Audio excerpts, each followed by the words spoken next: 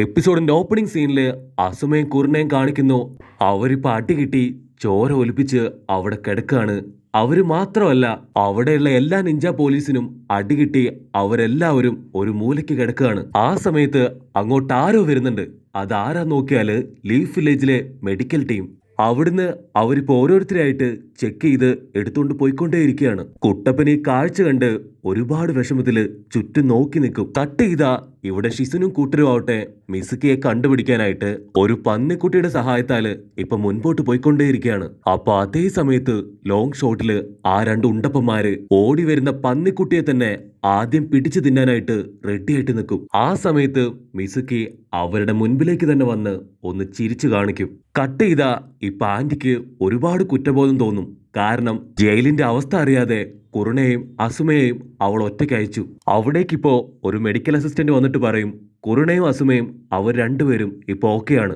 Anti പെട്ടെന്ന് തന്നെ അവരുടെ അടുത്തേക്ക് പോവും. അവരെ കണ്ട ഉടനെ അവരോട് ക്ഷമ ചോദിക്കും. അപ്പൊ കുറുണ പറയും തീർച്ചയായിട്ടും ഇതിനെല്ലാം പിന്നില് മിസുമി തന്നെയാണ്. അവൻ വക്രബുദ്ധിക്കാരനാണ്. അവിടെയുള്ള എല്ലാവരെയും അവൻ കയ്യിലെടുത്ത് നമ്മുടെ ഗാർഡ്സിനെ പലരെയും അവൻ കൊന്നുകളഞ്ഞു. ബാക്കിയുള്ളവരെ അടിച്ച് അവശരാക്കി സെല്ലിൽ നിന്ന് ഒരുപാട് പേരെ ഇപ്പൊ അവൻ രക്ഷപ്പെടുത്തി. അപ്പൊ കറക്റ്റായിട്ട് ആരോ ഡോറിന് നോക്ക് ചെയ്യും. അതാരാണെന്ന് നോക്കിയാല് സാക്ഷാൽ കുട്ടപ്പൻ. അപ്പൊ ഒരുപാട് മെഡിക്കൽ ടീംസ് വന്ന് ഇപ്പൊ കുട്ടപ്പനെ കോളറെ പിടിച്ച് വലിച്ചു പുറത്തേക്കിടും. കുട്ടപ്പൻ ഇറങ്ങി പോകാൻ നേരം നിലവിളിച്ച് പറയും എന്നെ അകത്തേക്ക് വിടില്ല അല്ലേ? തീർച്ചയായിട്ടും ഇതിനു പുറകെ ഒറോച്ചിമാറു ആണെന്ന് എനിക്കറിയാം. ഞാൻ എന്റെ കണ്ണുകൊണ്ട് കണ്ടതാണ് ഒറോച്ചിമാറുവിന്റെ സ്ഥലം. തീർച്ചയായിട്ടും ഞാൻ സാസുകയെ രക്ഷിക്കുമെന്ന് പറഞ്ഞ് കുട്ടപ്പൻ നടന്നു പോകുമ്പോ അവന്റെ പിന്നാലെ തന്നെ ഇപ്പൊ ആന്റി വരും. നീ ദയവ് ചെയ്ത് ഒറ്റയ്ക്ക് പോകരുത്. ഇത്രയും ദൂരം നമ്മൾ വന്നില്ലേ, കുറച്ചുകൂടെ വെയിറ്റ് ചെയ്താ തീർച്ചയായിട്ടും സാസുകയെ നമുക്ക് എല്ലാവർക്കും ചേർന്ന് കണ്ടുപിടിക്കാം. ഇപ്പൊ നിന്റെ കൂടെ അയക്കാൻ എന്റെ കയ്യില് വേറെ ആരുമില്ല എന്ന് പറയുമ്പോ കുട്ടപ്പനാവട്ടെ ഓൾറെഡി സാസുക അവന്റെ ഇഷ്ടപ്രകാരമാണ് ഇപ്പൊ ഒറോച്ചിമാറുവിന്റെ അടുത്ത് പോയിരിക്കുന്നത്. എന്നിട്ട് വീണ്ടും നമ്മൾ നമ്മുടെ ജീവൻ പണയം വെച്ച് അവിടേക്ക് പോകുന്നതില് യാതൊരു അർത്ഥവുമില്ല. നീ ദയവ് ചെയ്ത് നിനക്ക് തന്നിട്ടുള്ള മിഷൻ അത് കറക്റ്റായിട്ട് ചെയ്യാൻ പറയുമ്പോ ആ ഒരു പന്നിക്കുട്ടി അത് ഓടി വരും. അതിനെ കാണുമ്പോ തന്നെ ആന്റിക്ക് മനസ്സിലാവും ഷിസുനും കൂട്ടർക്കും എന്തോ വലിയ അപകടം സംഭവിച്ചിട്ടുണ്ടെന്ന്. കുട്ടപ്പൻ ഉടനെ ചാടിത്തുള്ളി എന്തു വില കൊടുത്തും ഷിസുനെയും കൂട്ടരെയും ഞാൻ തന്നെ രക്ഷിച്ചിട്ട് വരാമെന്നും പറഞ്ഞ് ഇപ്പൊ ഓടാൻ റെഡിയാവും. കുട്ടപ്പൻ ഉടനെ പന്നിക്കുട്ടിയായിട്ട് ഓടും. നമുക്ക് എത്രയും പെട്ടെന്ന് അവരെ കണ്ടുപിടിക്കണമെന്ന് കുട്ടപ്പൻ പന്നിക്കുട്ടിയോട് പറയുമ്പോ ഇവിടെ കാക്കാഷി ആവട്ടെ അവന്റെ മിഷനും കംപ്ലീറ്റ് ചെയ്ത് തിരിച്ചു വരുന്ന വഴി രണ്ട് ജയിൽ പുള്ളികളെയും കറക്റ്റായിട്ട് പിടിച്ച് ഇപ്പൊ ആന്റിയുടെ മുൻപിൽ വരും. ഇവിടെ നറൂട്ടോ അവൻ 100-110 ഓടുമ്പോ ഇറൂക്കെ ആവട്ടെ ഇവൻ എവിടേക്കാണ് ഇങ്ങനെ ഓടുന്നതെന്ന് ചിന്തിച്ച് അവനെ നോക്കി നിൽക്കും. കട്ട് ചെയ്താ ആ ഉണ്ടപ്പന്മാര് ഇപ്പൊ ഷിസുനെയും ടീമിനെയും അടിച്ചു കൊല്ലാറാക്കി അവരുടെ കയ്യിലുള്ള എല്ലാ ഫുഡും കളക്ട് ചെയ്ത് ഇപ്പൊ മിസുമിയുടെ കൂടെ ദൂരേക്ക് നടന്നു പോകും. കുട്ടപ്പൻ പേടിച്ച് ടെൻഷൻ അടിച്ച് ഇപ്പൊ ഓടിക്കൊണ്ടേയിരിക്കുകയാണ്. ഇവിടെ മിസുക്കി ആവട്ടെ ആ രണ്ട് ഉണ്ടപ്പന്മാരുമായിട്ട് ഇപ്പൊ അവന്റെ വൈഫിന്റെ അടുത്തേക്ക് വരും. അപ്പൊ വൈഫ് പറയും നീ ഇപ്പൊ തന്നെ ഇവിടുന്ന് ഓടിക്കോ, അല്ലെങ്കിൽ തീർച്ചയായിട്ടും അവര് നിന്നെ കണ്ടുപിടിക്കും. മിസുക്കി അവൻ ജയിലിലായതിനു ശേഷം അവിടെ സംഭവിച്ച എല്ലാ കാര്യങ്ങളും അവൾ അവന് പറഞ്ഞു കൊടുക്കും. ഇവിടെ ഉണ്ടപ്പന്മാര് അവര് ചിരിച്ചു കളിച്ച് രസിച്ച് ഒരുപാട് ഫുഡ് കഴിച്ചുകൊണ്ടിരിക്കുകയാണ്. അപ്പൊ മിസുമി എനിക്ക് പോവാനായിട്ട് ടൈം ആയെന്നും പറഞ്ഞ് ഇപ്പൊ പുറത്തേക്ക് ഇറങ്ങും. അതിന് വൈഫ് കരയാൻ തുടങ്ങും. നിങ്ങളാണ് ഞാൻ കണ്ടതിൽ വെച്ച് ഏറ്റവും നല്ല ഹസ്ബൻഡ്. എന്നിട്ടെങ്ങനെ നിങ്ങൾക്ക് ഇങ്ങനെ ഒരു മാറ്റം ഉണ്ടായി? ദയവ് ചെയ്ത് നിങ്ങൾ ഒറോച്ചിമാറുവിന്റെ അടുത്ത് പോവരുത്. ഒറോച്ചിമാറു അവൻ തീരെ ശരിയല്ല. ലാസ്റ്റ് ടൈം അവൻ ഗ്രാമത്തിൽ വന്ന് ഒരുപാട് പേരെ കൊന്നുകളഞ്ഞു. നമ്മുടെ തേർഡ് ഹൊക്കാഗെ പോലും അവൻ ഇല്ലാതാക്കി. നീ നല്ല രീതിയിൽ ഇവിടെ നിൽക്കുകയാണെങ്കിൽ നമുക്കൊന്നിച്ച് ഹാപ്പി ആയിട്ട് ജീവിച്ചൂടെ ചോദിച്ച് അവൾ കരയാൻ തുടങ്ങും. അപ്പൊ മിസുക്കി അവളുടെ കൈ പിടിച്ച് ഒരിക്കലും ഞാനിനി തെറ്റ് ചെയ്യില്ല. അന്ന് കുട്ടപ്പൻ അവനിടയിൽ വന്നതുകൊണ്ടാണ് അങ്ങനെ എല്ലാം സംഭവിച്ചതെന്ന് പറയുമ്പോ അത് കേട്ട് അവള് പറയും അവനാണ് ഒറോച്ചിമാറുമായിട്ട് ഫൈറ്റ് ചെയ്ത് ഒരുപാട് പേരുടെ ജീവൻ രക്ഷിച്ചത്. അത് കേട്ട് കിസുമി ഞെട്ടും. അവൻ ഒരു മിനിറ്റ് നറൂട്ടോ കുട്ടപ്പനെ ആലോചിക്കും. മിസുമിക്ക് കലി കയറി ഇപ്പൊ അവനാവട്ടെ അവന്റെ വൈഫിനെ പിടിച്ച് വലിക്കും. അവന്റെ പവർ ഉപയോഗിച്ചുകൊണ്ട് അവൻ ഹീറോ ആകാൻ ശ്രമിക്കുകയാണ്. ഞാൻ അതിന് അനുവദിക്കില്ല. നമ്മൾ തീർച്ചയായിട്ടും ഒറോച്ചിമാറുവിന്റെ അടുത്ത് പോയി അവന്റെ സഹായം തേടി ലീഫ് വില്ലേജ് തന്നെ പിടിച്ചടക്കൂന്ന് പറഞ്ഞ് അവനിപ്പോ വീണ്ടും അവന്റെ വൈഫിനെ പിടിച്ചു വലിക്കും.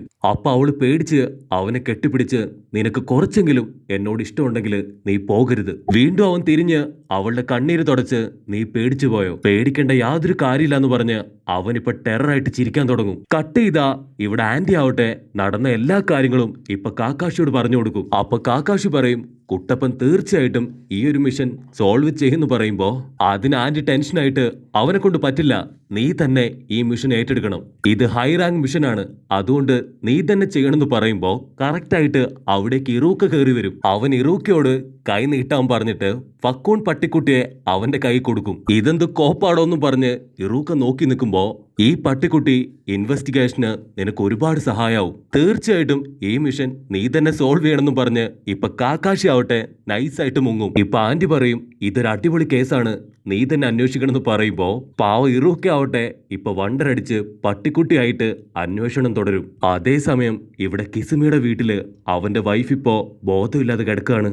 ഇപ്പൊ രണ്ടുണ്ടപ്പന്മാരും കിസുമിയും പതി അവിടുന്ന് പോകാൻ തുടങ്ങുമ്പോ ഇവിടെ കുട്ടപ്പനാവട്ടെ ഷിസുന് അടി കിട്ടിയ ആ ഒരു സ്പോട്ടിലേക്ക് വന്ന് ഇപ്പൊ പന്നിക്കുട്ടിയെ കൊണ്ട് ഇൻവെസ്റ്റിഗേഷൻ സ്റ്റാർട്ട് ചെയ്യും. അപ്പൊ ദൂരത്തായിട്ട് കാട്ടിലൊരു അനക്കം കണ്ട് കുട്ടപ്പനാവട്ടെ കത്തിയെടുത്ത് അവിടേക്ക് ചാടി വീഴും. അപ്പൊ കാട്ടിന്ന് ഇപ്പൊ ഒരു പട്ടിക്കുട്ടി ഓടി വരുമ്പോ കുട്ടപ്പന് മനസ്സിലാവും അത് മറ്റാരുമല്ല അക്കൂണും ഇറൂക്ക മാസ്റ്ററുമാണ്.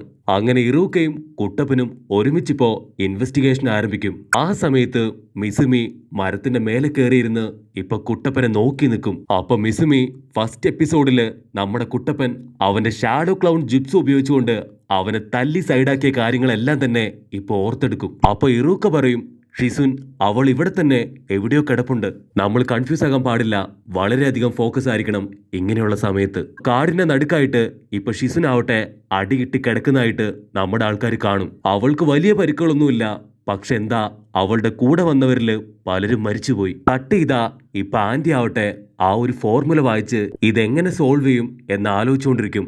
അതേ സമയത്ത് കുട്ടപ്പനും ടീമും ആവട്ടെ ഫക്കൂന്റെ സഹായത്താല് ഇപ്പൊ വില്ലന്മാരെ പിടിക്കാനായിട്ട് ഓടിക്കൊണ്ടിരിക്കുകയാണ്. ഫക്കൂൺ പറയും അവരുടെ സ്മെല്ല് അതെനിക്ക് നല്ലതുപോലെ കിട്ടുന്നുണ്ട്, അവര് തൊട്ടടുത്ത് തന്നെ ഉണ്ടെന്ന് പറയുമ്പോ ഒരു മരക്കൊമ്പിലായിട്ട് ഇപ്പൊ ജയിൽ പുള്ളികളുടെ ഡ്രസ്സ് അവര് കാണും. ഹക്കൂണിന് എന്തോ സംശയം തോന്നി നമ്മൾ അപകടത്തിലാണെന്ന് പറയുമ്പോ ഇവര് തിരിഞ്ഞു മേലേക്ക് നോക്കും. ആ സമയത്ത് വലിയൊരു പാറ അവർക്ക് നേരെ വരും. നമ്മുടെ ആൾക്കാർ 100-110 ഓടാൻ തുടങ്ങും. അവർ ഓടിയതുകൊണ്ട് തന്നെ അവർക്കാർക്കും ഇപ്പൊ ഒരു പോറൽ പോലും പറ്റില്ല. അത് എറിഞ്ഞതാരാൻ നോക്കിയ ആ രണ്ടുണ്ടപ്പന്മാര് ആ സമയത്ത് അത് ഷിസുനല്ല സാക്ഷാൽ മിസുക്കിയാണെന്ന് പറയും. അപ്പൊ അവന്റെ അടുത്തേക്ക് ആ രണ്ടുണ്ടപ്പന്മാരും കൂടെ വരും. കുട്ടപ്പൻ അവന്റെ ബോഡി കണ്ട് ഞെട്ടും. കാരണം പെലിഞ്ഞുണങ്ങിയ അണ്ടിപ്പരിപ്പ് പോലെ ഇരുന്നവൻ ഇപ്പൊ 6 പാക്ക് ഒക്കെ ആയിട്ട് മാസായിട്ട് തിരികെ വന്നിരിക്കുകയാണ്. അതിന് മിസുമി പറയും ഞാൻ ജയിലിൽ വെച്ച് ഒരുപാട് ട്രെയിനിങ് ഒക്കെ എടുത്ത് ഇപ്പൊ ഒത്തിരി പവർഫുള്ളായി. അപ്പൊ കുട്ടപ്പന് ഇറൂക്കയ്ക്ക് എങ്ങനെ ഇവൻ മിസുമിയാണെന്ന് മനസ്സിലായി എന്നൊരു ഡൗട്ട് വരും. അതിന് ഇറൂക്ക പറയും അത് ഷിസുനായിരുന്നെങ്കിൽ തീർച്ചയായിട്ടും അവളുടെ ബോഡിയിൽ ഒരുപാട് പരിക്കുകൾ കണ്ടേനെ, അല്ലെങ്കിൽ അവൾ ഇതിനോടകം മരിച്ചിട്ടുണ്ടായിരുന്നേനെ. പക്ഷെ ആ ബോഡിയിൽ ആ സമയത്ത് വളരെ നിസ്സാരപ്പെട്ട പരിക്കുകൾ മാത്രമേ ഉണ്ടായിരുന്നുള്ളൂ. മാത്രമല്ല അവളാണ് നമ്മളെ ഇവിടേക്ക് കൊണ്ടുവന്നത്. സോ അപ്പൊ തന്നെ എനിക്ക് ഒരുപാട് സംശയം അവളുടെ മേലെ ഉണ്ടായിരുന്നു. അത് കേട്ട് മിസുമി ഇപ്പൊ ഇറൂക്കന്റെ മേലേക്ക് ചാടി വീഴും. എന്നിട്ട് രണ്ടുപേരും പൊരിഞ്ഞ മൽപ്പിടുത്തം. ഇവിടെ ഉണ്ടപ്പന്മാരാവട്ടെ നമ്മുടെ കുട്ടപ്പനെ ഇപ്പൊ എടുത്തിട്ട് ഇടിക്കാൻ തുടങ്ങും. അത് കണ്ട് ഇറൂക്ക കുട്ടപ്പാ എന്ന് വിളിക്കുന്ന ഗ്യാപ്പില് മിസുമി ആവട്ടെ ഒരു കത്തിയെടുത്ത് ഇറൂക്കയെ വെട്ടാൻ വരും. കുട്ടപ്പൻ എങ്ങനെയൊക്കെയോ ഇപ്പൊ ഒരു ഭാഗത്തേക്ക് മാറി നിന്ന് അവന്റെ ഷാഡോ ക്ലൗൺ ജിപ്സ് തന്നെ ഉപയോഗിക്കാനായിട്ട് ആരംഭിക്കും. ഒരുപാട് ക്ലൗൺസ് അവിടേക്ക് വരുമ്പോ ഉണ്ടപ്പന്മാരാവട്ടെ 1, 2, 3 എന്നൊക്കെ പറഞ്ഞ് ഇപ്പൊ എണ്ണാൻ തുടങ്ങും. അപ്പൊ കുട്ടപ്പൻ മണ്ടന്മാരെ ഇത് എണ്ണൽ മത്സരമല്ല, എണീറ്റ് വന്ന് ഫൈറ്റ് ചെയ്യാൻ പറയുമ്പോ അവര് ഫുഡ് വേണമെന്ന് പറഞ്ഞ് ഇപ്പൊ കരയാൻ തുടങ്ങും. കുട്ടപ്പനാവട്ടെ വണ്ടറടിച്ച് അപ്പൊ ഇത്രയും നാളും നിങ്ങൾക്ക് ആരാ ഫുഡ് തന്നെ ചോദിക്കുമ്പോ അവന്മാര് പറയും ഞങ്ങളുടെ ചേട്ടൻ മിസുമിയാണെന്ന്. നമ്മുടെ കുട്ടപ്പന്മാര് ഇപ്പൊ റെഡി ആയിട്ട് നിന്ന് കൈയൊക്കെ ചുരുട്ടി ചാടി അങ്ങോട്ട് വീഴും. സർവശക്തി എടുത്ത് നമ്മുടെ ആൾക്കാര് ആഞ്ഞിടിക്കുമ്പോ അതിലൊരുത്തം പറയും എന്നെ കുറെ മൂട്ടകൾ കടിച്ചെന്ന്. അത് കേട്ട് നമ്മുടെ കുട്ടപ്പൻ വണ്ടറടിക്കുമ്പോ അവര് രണ്ടുപേരും അവരുടെ കൈ വീശി അങ്ങോട്ട് എടുക്കുമ്പോ സർവത്ര കുട്ടപ്പന്മാരും തെറിച്ചു പോയി വീഴും. ഇനി നോക്കിയിരുന്നിട്ട് കാര്യമില്ല, ഇവരെ എങ്ങനെയെങ്കിലും അടിച്ചു വീഴ്ത്തണമെന്ന് പറഞ്ഞ് കുട്ടപ്പന്മാര് അവരെ റൗണ്ട് കെട്ടി നിൽക്കുന്നതോടു കൂടെ ഈ ഒരു എപ്പിസോഡും അവസാനിക്കുന്നു. എപ്പിസോഡ് ഇഷ്ടപ്പെടുകയാണെങ്കിൽ തീർച്ചയായിട്ടും ലൈക്ക് ചെയ്യാനും കമന്റ് ചെയ്യാനും ഷെയർ ചെയ്യാനും മറക്കല്ലേ. അടുത്തൊരു അടിപൊളി എപ്പിസോഡായിട്ട് കാണുന്നവരെ it's me with Mallu episode.